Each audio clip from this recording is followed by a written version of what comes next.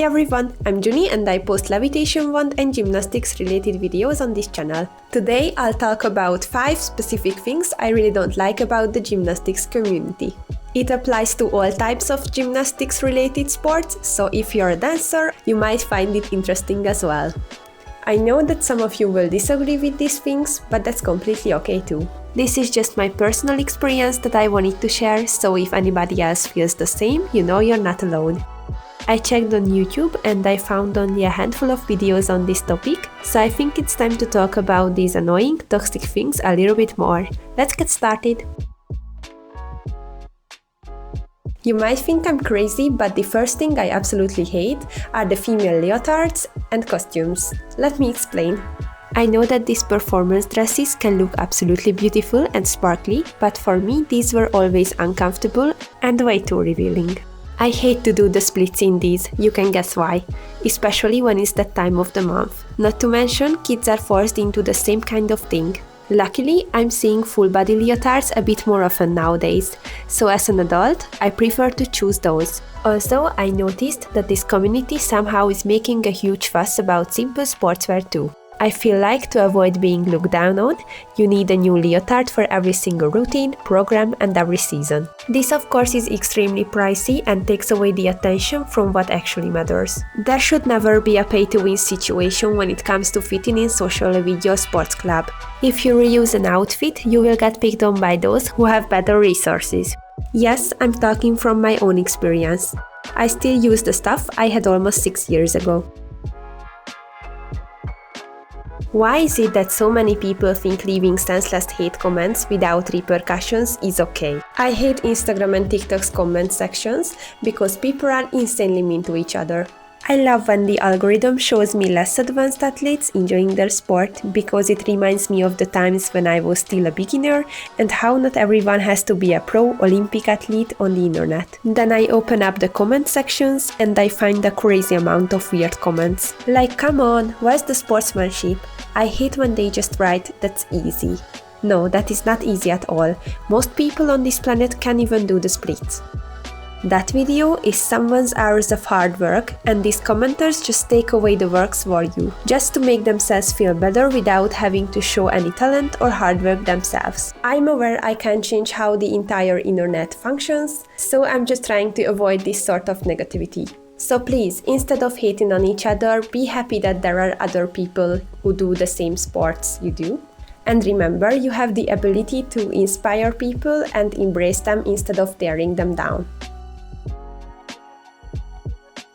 Yes, I love flexibility tricks, and I know that it is important to stretch to be able to do some of the more advanced moves.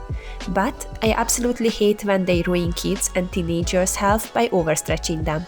Lots of people find extreme flexibility beautiful and as a must-reach goal, but I don't think that's what we should emphasize in these sports. For example, I find the figure skating jump more impressive than a needle balance. Not to mention, I've known many gymnasts who have been suffering from severe back pain and dealt with medical operations later in their adulthood just because they were super flexible as a kid. I must add, some coaches definitely care way more about results than the health of their students and make them perform the wrong exercises.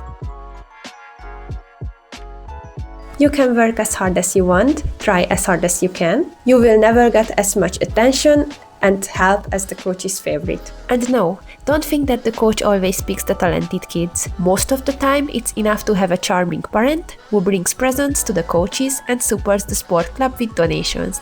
Their kid will more likely be successful and confident than those who just silently practice and follow instructions. Unfortunately, this is a huge issue in almost all kinds of sports. My personal experience is that the coaches' favorites received insanely unfair benefits. They could practice their program with music triple the times than others could. They could take long drinking breaks, chatting away and using their phones without any consequences, and skip strengthening trainings by massaging the coach. I'm serious. And then the irony of the situation is that many times the ones who actually perform well are the ones who stayed for the love of the sport itself, not the attention of the paid-off coach.